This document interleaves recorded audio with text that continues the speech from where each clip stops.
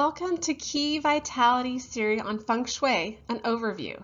I'm so excited that you are here learning more about this practice that's so dear to my heart.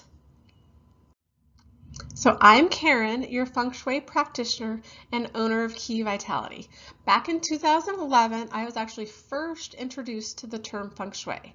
I kind of started dabbling a little bit in the various items I would find through my research, and because I started experiencing a better quality of life.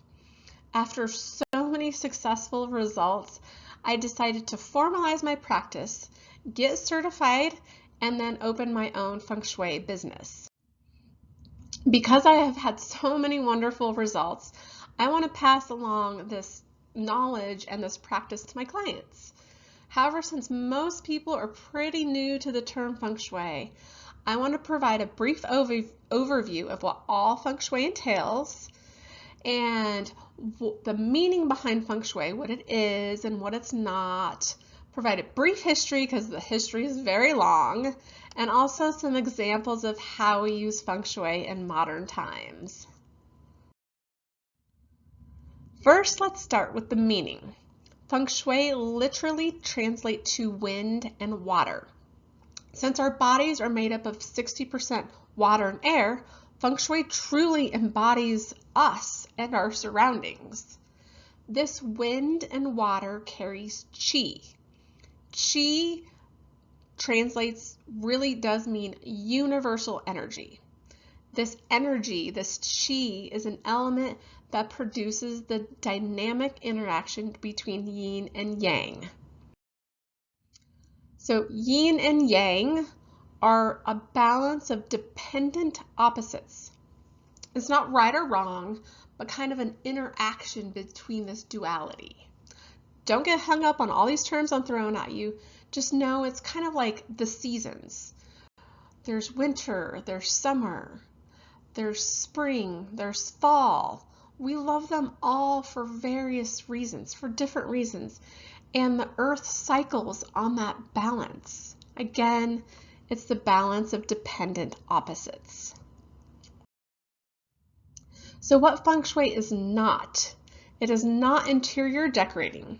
Yes, Feng Shui does incorporate decorative elements, and there is an art to it, but it also adds that math, that science, that intuitive components to areas. So think of when you're walking into an elevator. You automatically turn around to face the front doors because it just feels better. It feels right. Again, Feng Shui, we may move your couch a certain way, or we may change out your artwork because it just feels better. It feels right. Also, Feng Shui is not a religion. It does consider forces that are beyond us, beyond what we may see.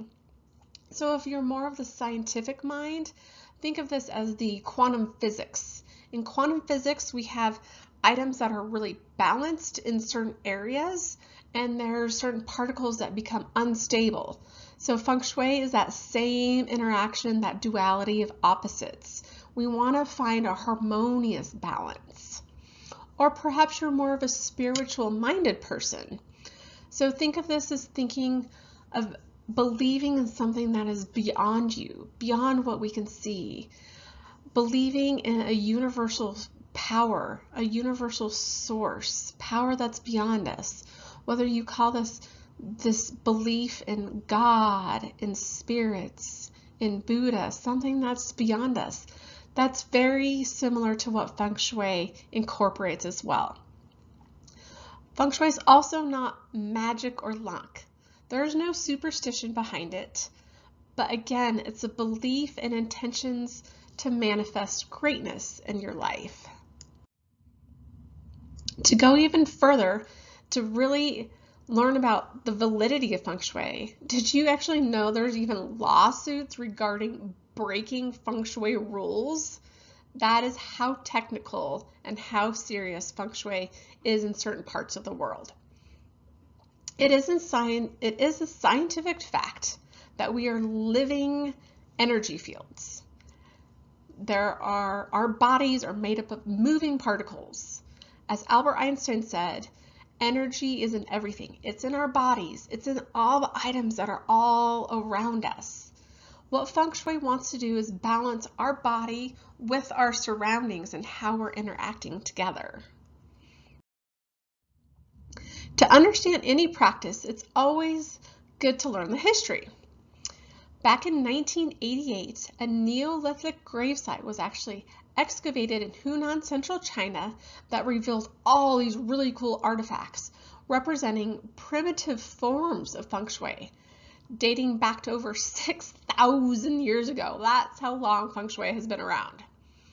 The original term Kan Yu really meant heaven and earth. Again, it was trying to find that balance in the surroundings, whether it was tombs, grave sites, our connection between what we are living here on earth and what is beyond us. So a cute little story dating back about 3,000 years ago was there was a turtle that just kept appearing, and there was markings on its back, on the back of it, and on the shell. Each of these actual markings formed what we know as a magic square. Every mark equaled 15, no matter the direction, horizontal, vertical, diagonal, you added it up to. Also, in Imperial China, Feng Shui was so powerful and so effective, it became illegal to practice because at that time, only the emperors wanted that supremacy. Because of the lengthy history, I could probably go on and on about all these cool facts, but we'll save that for another video. So, a little bit more about Feng Shui. It is divided into 4 different schools. There's Form Feng Shui, Classical, Black Hat, and Modern. Form Feng Shui is one of the oldest systems, and it really looks at the lay of the land. It's great for exterior views and for your landscaping if you want to Feng Shui your exterior house or your office and really do that landscaping components. Classical Feng Shui calculates the mathematical energy based on your time, direction, and space. So there are certain calculations that we incorporate when you use classical Feng Shui, where your house was built, when your office was built, and what's going on in today, and it makes all that together into a really cool report. There's also Black Hat, which was developed in the 1970s. It combines Buddhism, Taoism, psychology, and that intuitive Feng Shui into more of a simplified approach. And finally, there's modern New Age Feng Shui, which was developed in the 90s. It's more of a Western adaptation using the 8 directions, compass directions, along with enhancements. There's also intentional Feng Shui. It's not really a school per se, but it does incorporate the New Age approach for intentions and manifestations. If you want to learn more about the intentional Feng Shui, we offer a great video that goes over all that. I really believe any good Feng Shui practitioner should draw on all forms, and that is what my schooling taught me, because I really do think there's value and benefits to each of them, whether you're wanting to Feng Shui your exterior, whether you're wanting just a brief overview of intentional, whether you want a deeper dive into that Black Hat or classical. They're all really cool benefits and really cool concepts to each. So I really believe every practitioner should follow and pull from all forms of these schools. Another big component in my approach is the use of elements. There are 5 elements in the Feng Shui cycle. Water, which represents abundance and prosperity. We also use wood for growth and expansion. The element of fire for passion and action. Earth for stability and security. And metal for focus and clarity. Just like yin and yang work together, these five elements also need balance in the energy and in your surroundings. The goal of Feng Shui is to contain that right quality and quantity of qi in each of your homes and offices. We're really trying to create that balance. Think of this as if you have high blood pressure, you go to the doctor to get a prescription to lower your blood pressure because your body was a little bit unbalanced, and now that prescription helps balance that out.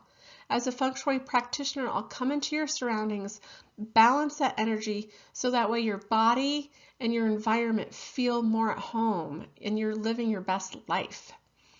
So the art aspect of Feng Shui is the intention behind what the decor and your surroundings are saying and what all these elements are doing for you.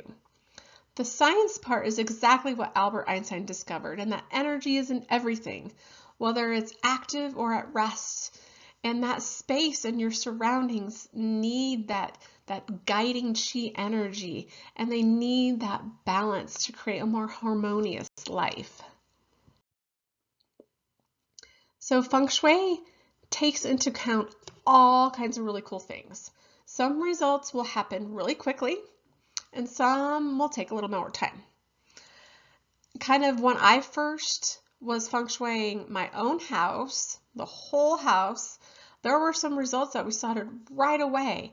Like if you look at my own testimonial, you'll hear about a few of those results.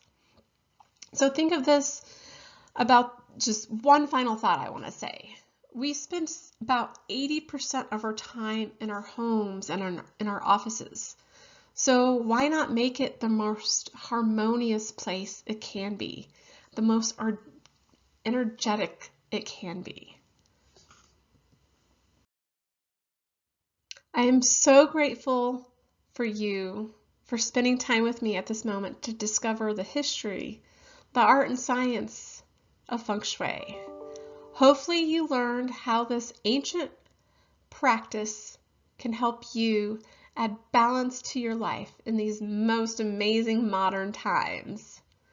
I hope you follow Key Vitality on Facebook, Instagram, and YouTube to get even more information about Feng Shui can offer. Thank you so much, beloveds, and cheers to your vitality.